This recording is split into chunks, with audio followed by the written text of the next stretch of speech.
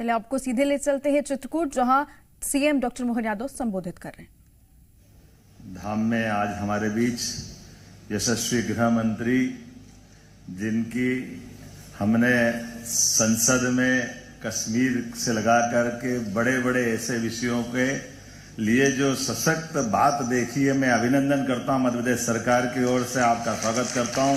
श्रीमान अमित शाह जी, यशस्वी गृह मंत्री, यशस्वी परम पूज्य मुरारी बापू महाराज साहब, आपको भी प्रणाम करता हूं। पूज्य संत, आपका एक अलग प्रकार का अलौकिक अपनी जीवन शैली भी है और आशीर्वाद भी आपका मिलता है, और प्रवचन के माध्यम से हमको भक्ति गंगा में ऐसे रस गंगा की तरह स्नान कराते हैं कि आनंद में डूब जाते हैं। सेनाचार्य परम पूज्य अचलानंद जी महाराज साहब, आपको प्रणाम करता हूं। मेरे साथ मंत्रिमंडल में उप मुख्यमंत्री श्रीमान राजेंद्र शुक्ला जी, श्रीमान निखिल मुंडले जी, कार्यकारी अध्यक्ष दीनदयाल संस्थान, माननीय मंत्री श्रीमती प्रतिमा बागरी जी, माननीय सांसद श्रीमान गणेश सिंह जी, माननीय सांसद और अध्यक्ष श्रीमान विष्णुदत्त शर्मा जी, अभी जिनने विस्तार से अपने संस्थान की सारी बातें रखी, श्रीमान अतुल जैन जी, प्रधान सचिव, सभी संत वृंद, माताएं बहनें, आमंत्रित अतिथिगण, जिस कारण से हम यहाँ हैं, ये कितना सुखद संयोग है। मैं अपने आप को धन्य मानता हूँ। नानाजी से मैं न केवल स्वयं भी मिल चुका हूँ, बल्कि मैं उनके ऐसे सारे कामों से विद्यार्थी परिषद के समय से यहाँ आता जाता रहा हूँ, और नानाजी के जीवन को पढ़ते हैं तो मैं मान के चलता हूँ कि सच में नानाजी जैसा व्यक्तित्व का होना अपने आप में ये हम सबके लिए सदैव वो एक अलग से प्रेरणा पुंज के नाते से जाने जाएंगे। नानाजी जब राजनीतिक क्षेत्र में आते हैं तो राजनीतिक क्षेत्र के उस दौर में भी नानाजी की अपने आप में पहचान होती है और अपनी सीमा मर्यादा क्या होती है। नानाजी हमको आपातकाल में ध्यान में आता, जब मोरारजी देसाई उनको अपने मंत्रिमंडल में स्थान देते हैं और वो ना बोलते हैं। ये हमें उतना ही आनंद देता है जब हम उनको 1972 में दीनदयाल संस्थान के माध्यम से, नानाजी के नवाचार इतने प्रकार के हैं, इतनी तरह से है कि कितनी की बात करें।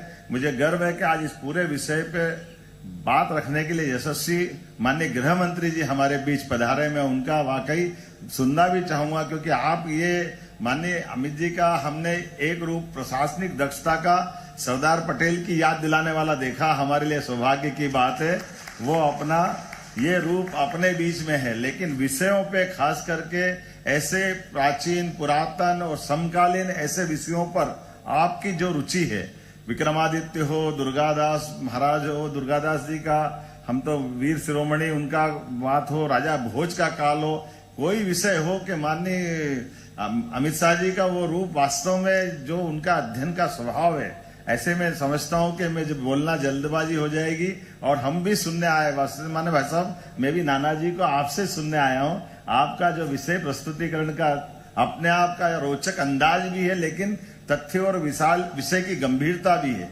मैं मान के चलता हूं गहराई से बात रखने के लिए मैं एक दो बात जरूर देखूंगा। जो नानाजी के छात्रावास के साथ जो कल्पना की गई कि जिनके अपने संतान नहीं है और वो उन बच्चों के साथ उनकी व्यवस्था में जोड़ते हैं, ये गांव के अंदर स्वावलंबन की कल्पना करते हैं कि गांव में ग्राम शिल्पी की भाव, या ऐसे पिछड़े क्षेत्र में जो डकैतों से घिरा हुआ है, ऐसे में ये सेवा के काम का संकल्प करना। चित्रकूट वास्तव में, वैसे तो भाई साहब मेरी भी ससुराल रीवा है, लेकिन इस क्षेत्र में आने के लिए थोड़ा डर लगता था, लेकिन नानाजी ने संकल्प लेकर के इस पूरे तीर्थ धाम को जीवंत करने का काम किया।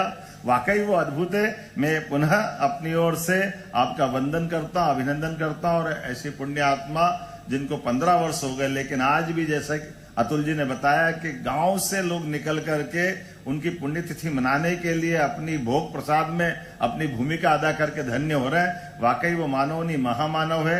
मैं यशस्वी प्रधानमंत्री श्रीमान नरेंद्र मोदी जी को धन्यवाद देता हूं। सच्चे अर्थों में भारत रत्न की उपाधि दे करके उन्होंने अपने नानाजी के उस व्यक्तित्व को समाज तो क्या दुनिया के सामने ला करके खड़ा किया। वाकई वो अद्भुत निर्णय था। मेरी अपनी ओर से पुनः वंदन, अभिनंदन है। बहुत बहुत धन्यवाद। बहुत बहुत धन्यवाद, आभार माननीय मुख्यमंत्री जी। अब मैं आपके और सम्माननीय गृह मंत्री जी के बीच में ज़्यादा समय नहीं लेते हुए